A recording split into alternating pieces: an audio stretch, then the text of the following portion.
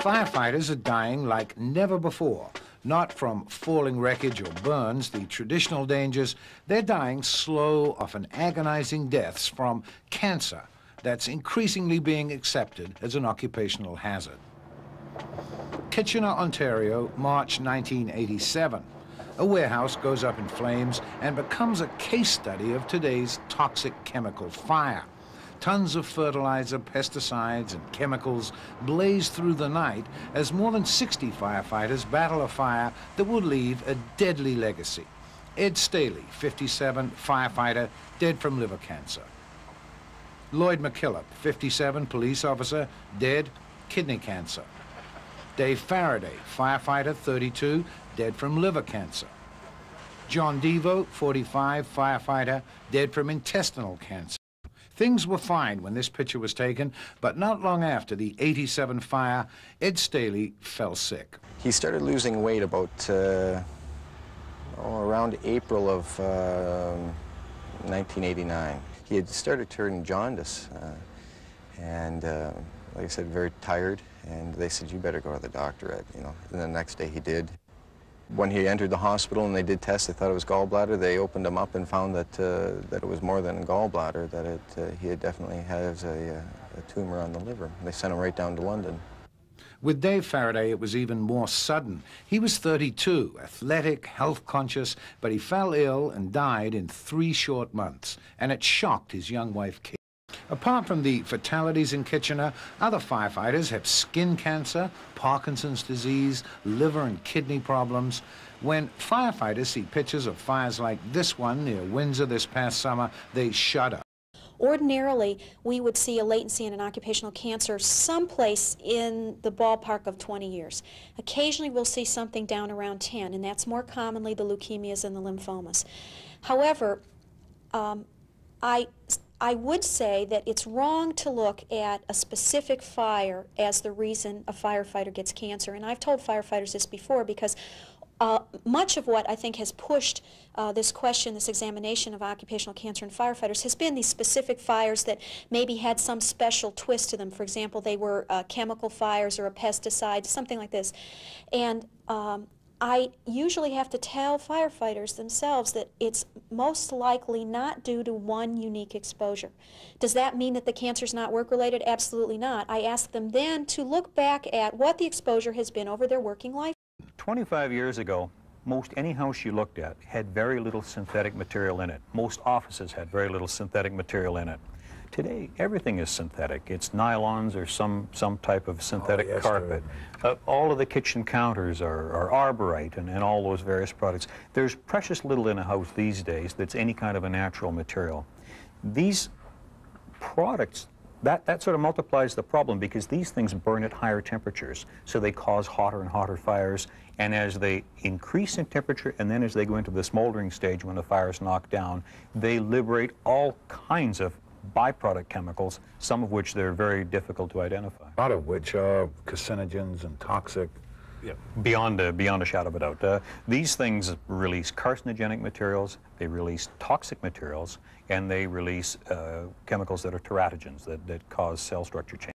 This dramatic photograph was taken the night of a furniture warehouse fire in Vancouver in March 1976. Jerry Damaris later died of cancer of the colon.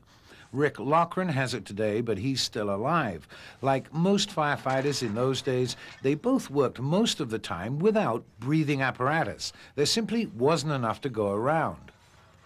That was part of your job. You just went in and that's what you did. You just took the smoke, and lots of times you threw up or whatever. You stayed in there till you couldn't take it any longer, and then you came out. Rick can't understand why after years of working in choking smoke, he'd be afflicted with cancer of the colon. And I still, to this day, I think that I don't understand why or how we get it, because if it was without a mask, why don't we have lung cancer? We don't get lung cancer any more than any other job. How do we get the cancer of the colon, the large intestine? Why does it hit there? You know, nobody seems to know that. The smoke isn't just a gas, for example. It's a noxious stimulus to their lungs. They cough up what's ever in their lungs, and they swallow it, okay? Certainly, it's common also to see firefighters, you know, spitting or vomiting. That's pretty common if you've ever been to a fire. But if they've got their SCBAs on, their respirators, they have to swallow what they've coughed up. So then you've got the opportunity for the gastrointestinal tract to be exposed to these toxic substances that had been in the smoke. So that's... It's when it comes to children that this occupational hazard faced by firefighters takes on an even more alarming prospect. Not kids like these visiting the fire hall, but firefighters' kids themselves, their sons and daughters. They face the prospect of being born with disease or handicap that's as much as 6 times the rate among other Canadian children. Carly was born with a ventral septal defect. Trevor was born with a heart murmur, but his cleared up. And Carly's heart defect was after Steve was in that big chemical fire, so that's a more obvious connection. It was just 3 years afterwards. After the nightmare of their children's health problems, the Edmonds family are worried about what the future may hold for Steve himself. It came as really like a punch in the face. It was a fire that I was exposed to in October of '84, and there was several gallons of benzene and trichloroethylene had vaporized into the room. And after getting out of the fire, after the fire was knocked down, my hands and my tongue and quite a, you know, went all tingly and whatnot, and I was transported immediately to the hospital. They treated me at the hospital and released me, and then I found out later on that I'd ingested some of the highest carcinogens on the market that had gone in through the skin, right past all the protective equipment. At the University of British Columbia, Dr. Patricia Baird has documented the rate of disease among firefighters' children. If in fact this birth defect is due to some exposures at fire, which is a theory, then it could very well, one of the things that you think about, well, is it exposure of the mother during early pregnancy to toxins and particulate matter that's taken home on the clothes, which she then laundered? Is it exposure of the fireman himself, either through inhaling or through the skin, of some of these very toxic chemicals, which then alters the DNA of the sperm? Is it transmission of some of the absorbed chemicals from the body fluids of the man to his wife? So there are a number of possible mechanisms if in fact this association is caused in that way. But there certainly is good grounds to believe that there is a connection. I think it's very suggestive, and I think it points up the need for further work.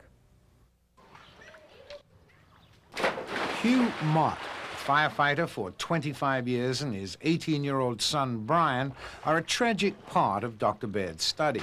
Brian was born with Down syndrome shortly after his sister, another Down syndrome child, died from a heart defect.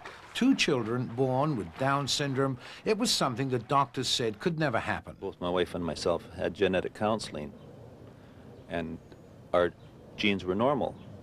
So they said that we shouldn't have any problems, especially if we, have any future children. The second child has a Down syndrome. It was just devastating. Are you convinced there was a connection? Oh, yes. This is the only thing I can pinpoint that probably could have caused the problem. What happened last July wasn't just another plume on Hamilton's already smoky vista. It was the Plastomet blaze, a world-class industrial fire that some say was years in the making. When the alarm sounded that evening at 7:42, the firefighters at Squad D had reason to believe it was just another routine call to 363 Wellington Street. They'd been there many times before, but this trip would be far from routine.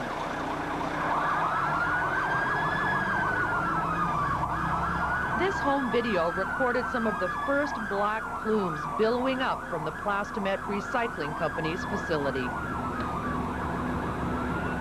Fire Captain David Cassette predicted his men were in for a long night. The building was fully consumed. The roof is caved in. We've got centuries-old timbers in there, a lot of combustibles. This was no ordinary fire. The smoke was acrid, and the flames were getting the best of the firefighters. Hundreds of tons of scrap plastic were ablaze. People are concerned. Would you just like to say anything? I'm concerned, believe me. Lieberman confirmed the worst. The plastics contained PVC. When PVC is burned, it produces dioxin, which can be a potent toxin. And burn it did, for days, raining hydrochloric acid on both the site and unsuspecting firefighters. The sun would rise 3 times before victory was declared, but 6 months later, George Cook and the other firefighters worry at what cost. The skin was peeling off from between their fingers, between their toes. Guys were getting rashes on their body, on their skin. I know there's some guys have been infected with what they call chemical asthma. Even after the fire was out, this was the prudent way to approach. The fire was the latest in a long list of environmental indignities to a site residents already considered a toxic nightmare. Every fire is essentially a hazardous materials event. Let's face it, with all the toxins and other contaminants that are produced during fires, there's incredible exposures that firefighters face. Now, turnout clothing is built to some fairly high standards, the highest in the world in the United States, compared to everywhere else in the world. But nonetheless, toxins, particulates, vapors in particular, can easily penetrate this clothing. And repeated exposure to these toxins over years can create both acute effects as well as chronic disorders.